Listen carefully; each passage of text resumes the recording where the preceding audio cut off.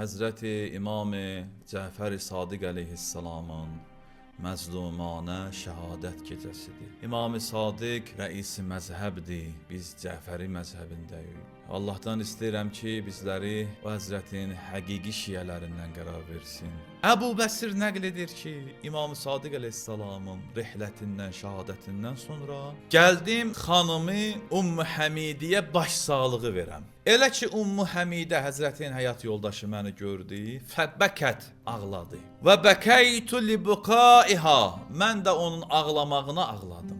Ondan sonra Həmidə mənə dedi: "Ey Əba Muhammed, əgər Həzrətin şəhadəti vaxtında olsaydın, o Həzrətdən çox təəccüblü bir şey görərdin." Şəhadət anında Həzrət mübarək gözlərini açdı. Bunu Ümmü Həmidə deyir Əbu Bəsirə. Belə buyurur: "Əcmi'u li kullə mən beyni və beynəhu qarabətun." Mənim bütün qohum əqrabamı yığız. İmam Sadiq buyurur. Şəhadət vaxtında.